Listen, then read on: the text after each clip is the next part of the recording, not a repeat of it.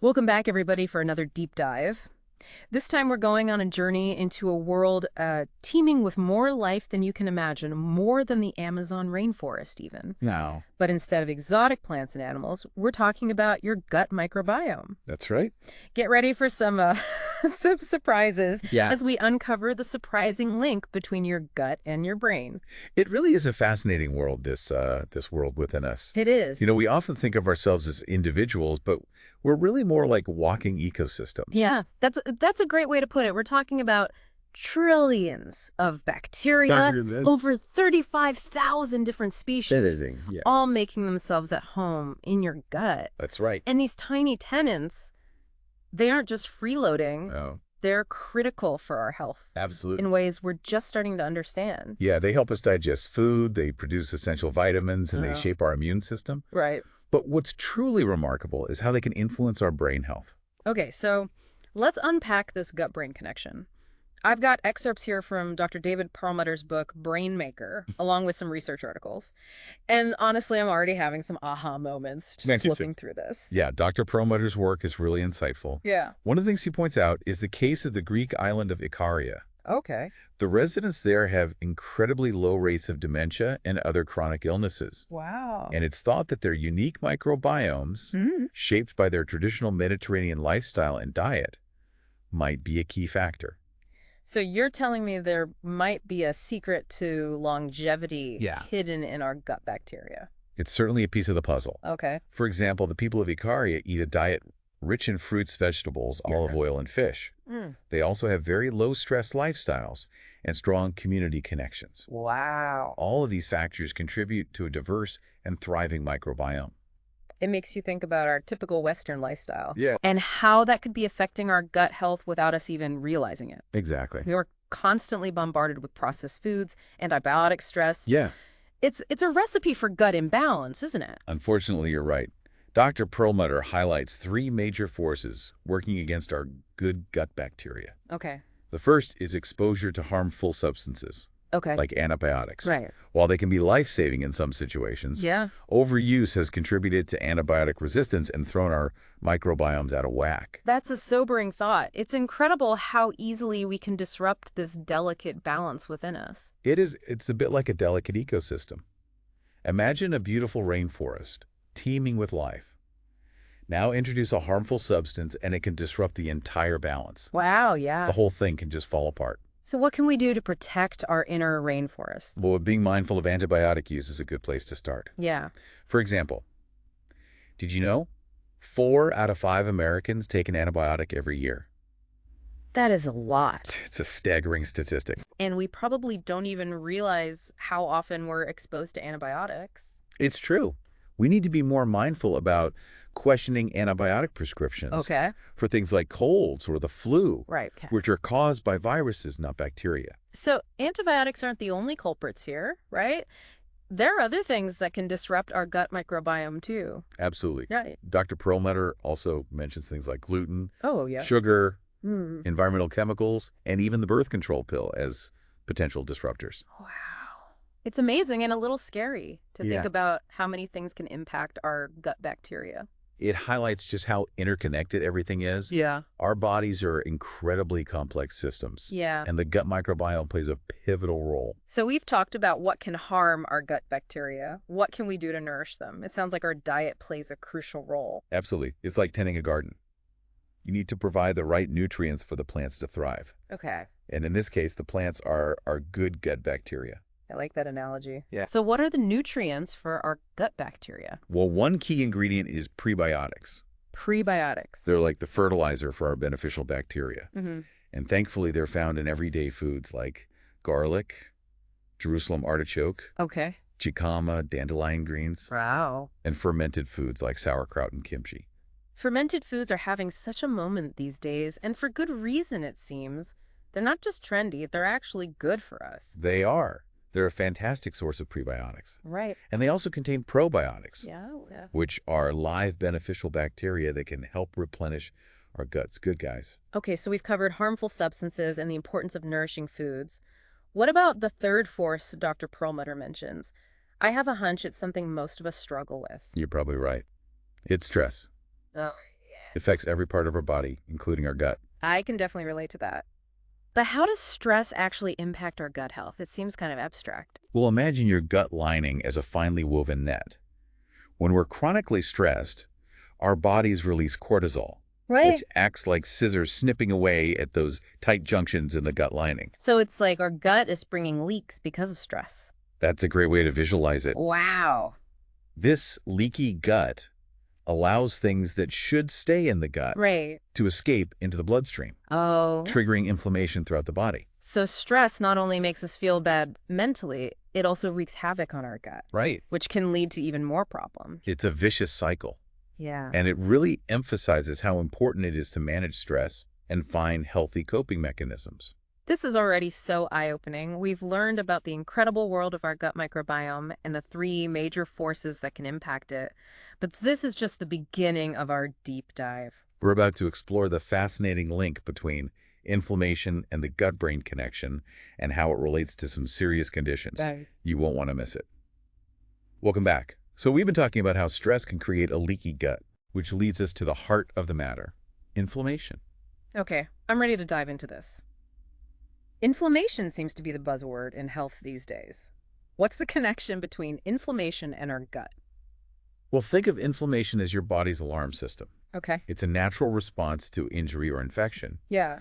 But when it becomes chronic, it's like the alarm's stuck on causing Oh. damage throughout the body, Wow. including the brain. And a leaky gut can trigger this chronic inflammation. Precisely. Yeah. When the gut lining is compromised, substances that you shouldn't be getting through, like LPS, can enter the bloodstream and trigger that alarm bell inflammation. LPS being lipopolysaccharide, right? Yes. It sounds pretty ominous. It can be. Yeah. It's a component of certain bacteria, and when it escapes the gut, it triggers a powerful immune response. Oh, wow. And this inflammation doesn't just stay in the gut. Right. It can travel throughout the body, even affecting the brain. Hold on. I thought the brain was protected by the blood-brain barrier. Yeah, Doesn't that keep things out? it does.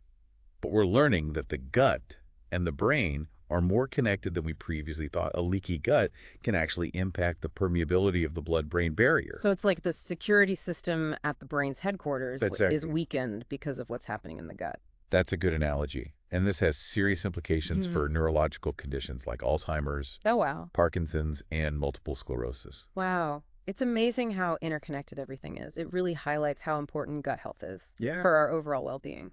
It's a concept that's gaining a lot of traction in the medical community. Oh, In fact, Dr. Perlmutter shares a really compelling story about Carlos, okay. a patient with multiple sclerosis who experienced significant improvement after using probiotic enemas. Probiotic enemas. That sounds intense. But it also speaks to the potential of targeting the gut to improve brain health. It's an emerging field with a lot of promise. And it's not just about serious conditions like MS. Our gut microbiome also plays a role in our everyday mental well-being, Right. things like mood and anxiety. Okay, that's where I really want to dive deeper. I think everyone can relate to feeling anxious or down sometimes. Sure. What's the connection between our gut and those feelings? We're used to hearing about chemical imbalances in the brain as the cause of things like depression. Right. But our gut bacteria are actually involved in producing some of those crucial brain chemicals, Oh, wow. neurotransmitters. So it's not just what's going on in our brains, it's also about what's happening in our gut. Precisely. One key player is serotonin, Okay. often called the happy hormone. Right? And guess what? Our gut bacteria play a role in producing it. No way. So we're not just relying on our brains to make us feel good. That's right. Our gut bacteria are lending a hand. They are. That's fascinating. It is. And they don't stop there. They also influence the availability of tryptophan, Okay. the building block for serotonin. I'm starting to see how powerful these little guys are. Yeah. So does this mean that taking care of our gut Yes. could actually improve our mood? There's a growing body of research suggesting exactly that.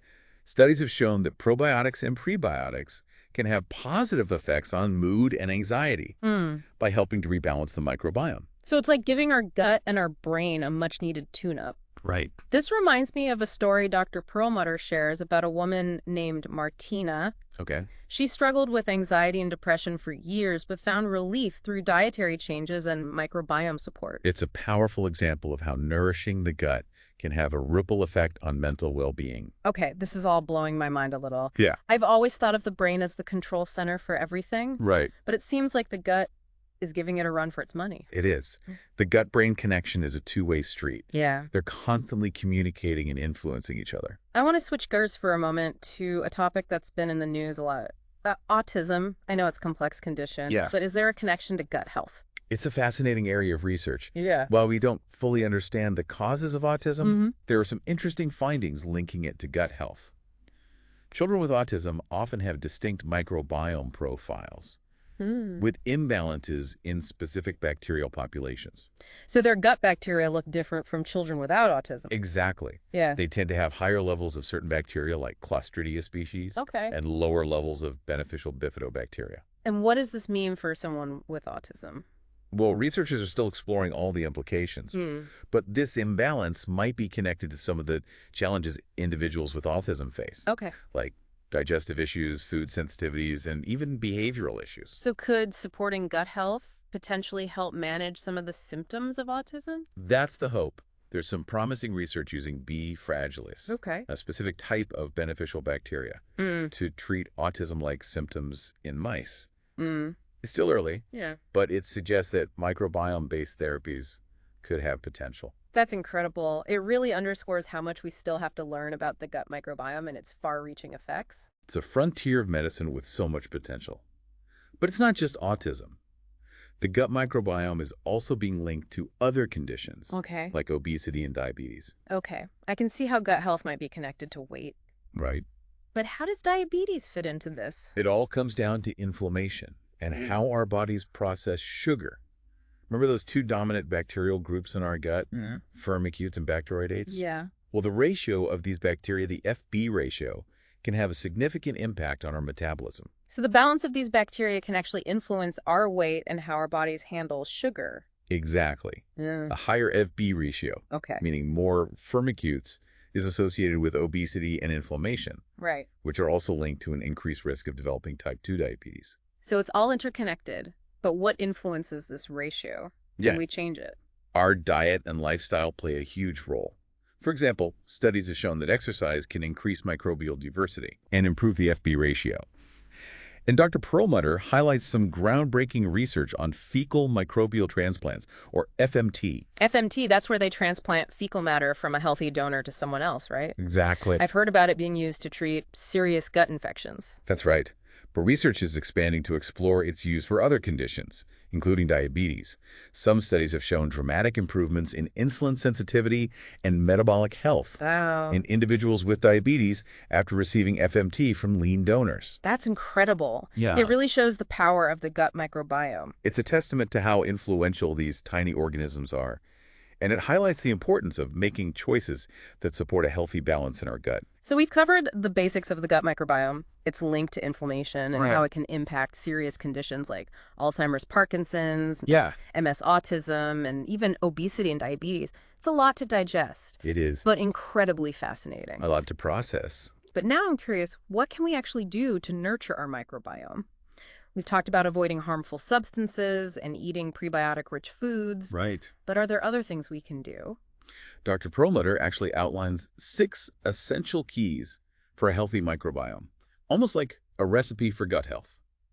Ready to hear them? Yeah, lay it on me. It sounds like we've got a lot we can do to take control of our gut health. We do. Dr. Perlmutter's 6 keys are prebiotics, probiotics, fermented foods, low-carb choices, gluten-free options, and healthful fats. Okay, so it's a holistic approach combining diet and lifestyle changes. We've already talked about prebiotics. Those are the fertilizer for our good bacteria. And probiotics, the live beneficial bacteria themselves. Exactly. And remember, fermented foods are a natural source of both prebiotics and probiotics. Yeah. Think sauerkraut, kimchi, yogurt, kefir. They're all teeming with those good gut bugs. Delicious and good for you. What about low-carb foods? How do they fit into the picture? Well-refined carbohydrates and sugars can actually fuel the growth of harmful bacteria in the gut. It's like giving the bad guys a feast. So by reducing our intake of those, we're creating a less hospitable environment for them. Makes sense. So cutting back on sugar is good for our waistlines, A and D, our gut bacteria. What about gluten-free foods? I know that's a big trend these days, but is there a connection to gut health? Even in people without celiac disease, gluten can irritate the gut lining and contribute to that leaky gut we talked about earlier. So opting for gluten-free choices can help support gut health. Interesting. So it's not just a fad diet. There's a scientific reason behind it. Mm. And finally, we have healthful fats. This seems to go against the low-fat craze that's been around for decades. Right. The low-fat message has been debunked. Yeah. Healthy fats are crucial for our bodies to function properly, and they're particularly important for brain health. So fat is actually good for our brains. That's good news for avocado lovers like me. Exactly. Think olive oil, avocados, nuts, fatty fish. Yeah. These are all excellent sources of healthy fats that benefit both the gut and the brain. Okay, this is all incredibly helpful. It feels empowering to know that we can make choices that directly support our gut health. But Dr. Perlmutter also talks about fecal microbial transplants, or FMT. Yes. It sounds a little radical. What's the latest on that? FMT is still a relatively new therapy, but it's showing promise for a wide range of conditions, including inflammatory bowel disease, obesity, and even neurological disorders. Wow, how does that actually work? It involves transferring beneficial bacteria from a healthy donor's stool to a recipient's gut.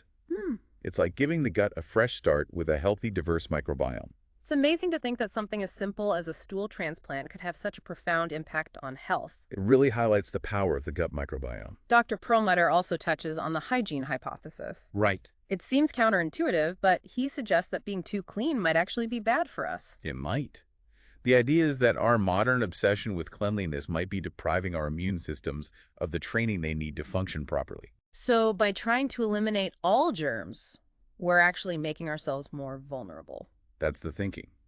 Early exposure to a variety of microbes, even those we might consider dirty, helps our immune system learn to distinguish between friend and foe. So letting kids play in the dirt might actually be good for their immune systems? It could be. Of course, basic hygiene is still important, but we don't need to be afraid of a little dirt. That's a refreshing perspective. It reminds me that we're part of nature, not separate from it. What about supplements? Are there any specific ones that can support gut health? Dr. Perlmutter recommends a few key nutrients, Okay. including omega-3 fatty acids, vitamin D, and zinc. The omega-3s. I know those are good for heart health. Right. But they also benefit the gut. They do.